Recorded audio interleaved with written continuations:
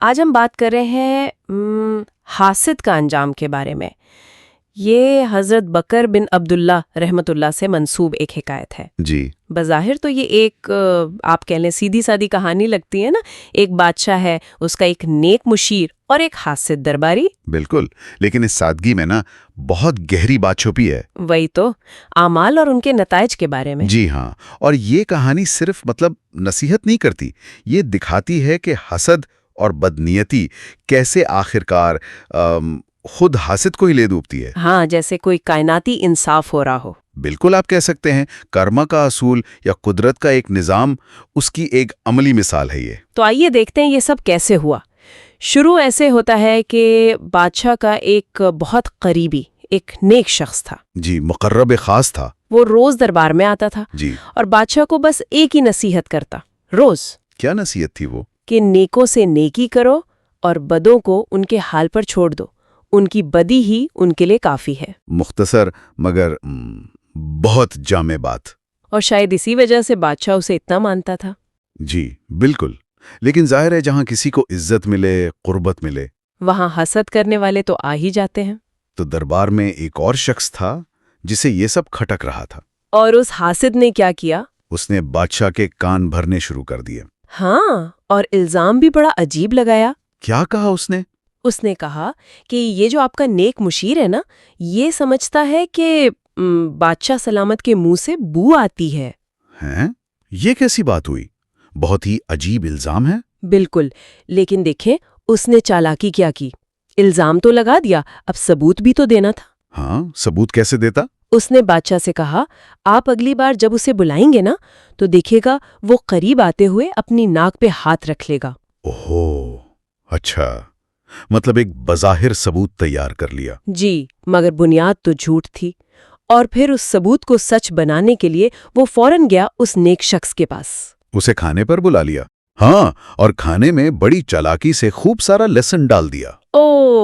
وہ بیچارہ ابھی کھانا کھا ہی رہا تھا کہ بادشاہ کا بلاوا آ گیا۔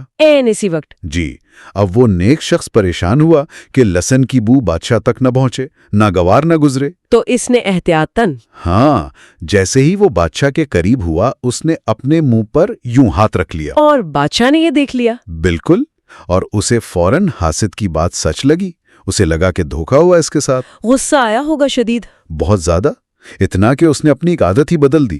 کہتے ہیں وہ بادشاہ عام طور پہ صرف انعام و اکرام کے فرمان خود لکھتا تھا۔ اچھا، مگر اس دن اسی غصے میں اس نے اپنے ہاتھ سے ایک حکم نامہ لکھا، ایک عامل کے نام۔ کیا حکم تھا اس میں؟ لکھا تھا، یہ خط جو لا رہا ہے اس کا سر قلم کر دو اور اس کی کھال میں بھوسا بھر کر میرے پاس بھیج دا۔ ارے باپ رے، اتنا سخت حکم! اور یہ حکم نامہ کسے دیا؟ اسی نیک شخص کو۔ کیا وہ تو بے خبر تھا؟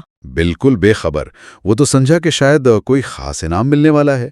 وہ فرمان لے کر خوشی خوشی دربار سے نکلا۔ اور پھر کیا ہوا؟ یہی قسمت کا کھیل دیکھیں، باہر وہی حاسد کھڑا انتظار کر رہا تھا۔ اچھا، اس نے پوچھا، یہ کیا ہے ہاتھ میں؟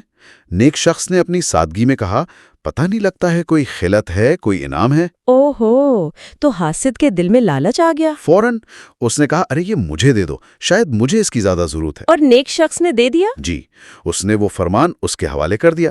وہ حاسد خوشی خوشی یہ سمجھ کر کہ آج بڑا انعام ہاتھ لگا، سیدھا عامل کے پاس پہنچ گیا۔ اور عامل نے خط کھولا، پڑھا اور حاسد سے کہا، اس میں تو لکھا ہے تمہارا سر قلم کر کے کھال میں بھوسا بھرنے کا حکم ہے۔ او خدایا، اس کے تو پیروں تلے زمین نکل گئی ہوگی۔ بالکل، وہ چیخنے لگا، نہیں، غلطی ہوئی ہے، یہ میرے لیے نہیں ہے، کسی اور کے لیے ہوگا، بادشاہ سے دوبارہ پوچھ لیں۔ لیکن شاہی فرمان تو… وہی حامل نے کہا، شاہی فرمان پر دوبارہ سوال نہیں ہوتا، اور فوراً حکم کی تعمیل کر دی۔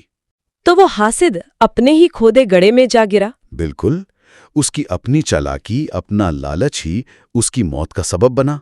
وہ خط جو انعام سمجھ کر لیا، وہی اس کا موت کا پیغام نکلا۔